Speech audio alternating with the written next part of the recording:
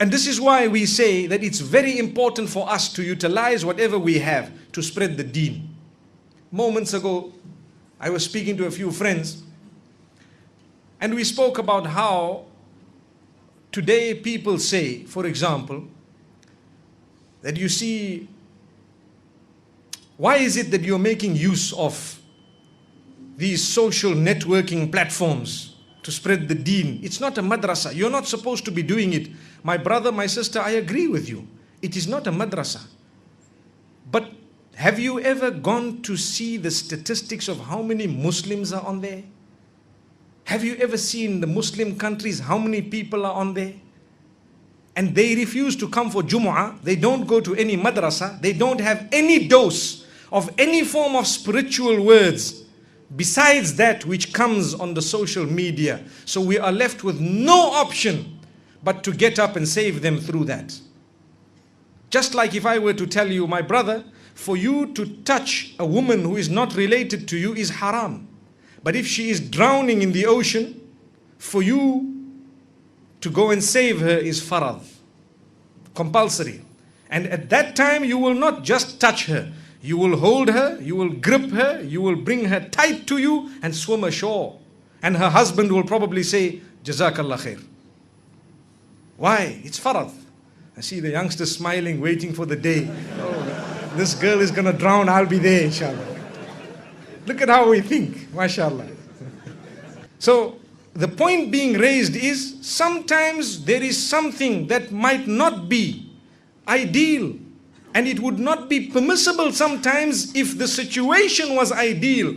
But when we are drowning, and there are very few people who actually know the extent of the drowning of the masses, then we are sometimes faced with the better of the two evils. And we are forced to engage in something. Like I said, if I were to ask you today, how many of you utilize social networking? I think if we would have to word the question the other way around, how many of you do not utilize social networking, we'll get very few hands up, very few. One community, I asked them, how many of you do not utilize social networking? Nobody put their hands up. Nobody. Which means, well then, how many of you arrive early for Jumu'ah and learn at least 50 minutes or to an hour of your deen every week, and nobody's hands went up? So now, where do you get your deen from?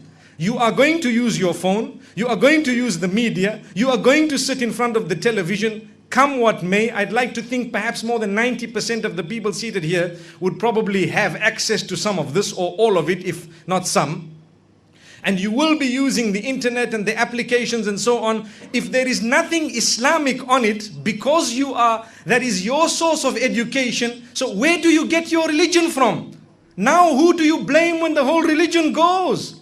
You can't just sit back and say, well, the media and everyone must give up their phones and everybody must give up this and that. We tried saying that in the past, that give up this and give up that, only to see that the number of televisions in the homes has multiplied more than 100-fold in the last 10 years. Look at how much money the same Sam we were speaking about has made.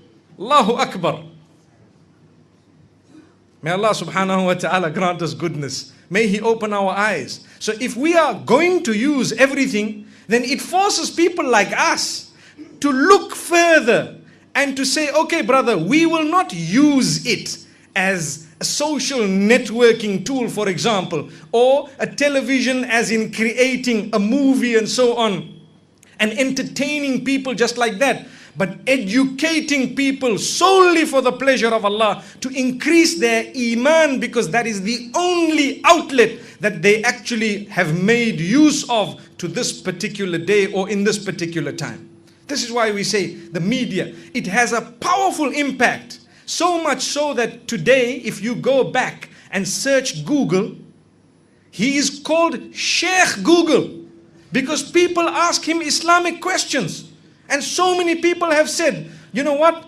Well, if you're not going to tell me, I'll just Google it. I'll just Google it. Sheikh Google. Wallahi, he's called Mufti Google also. He can issue the fatwa for you. My brothers and sisters, it's a reality. And if you were to search what happened in some of the countries where turbulence occurred, and governments were changed, they will tell you it's through Twitter and Facebook. That's what they will tell you. Social networking.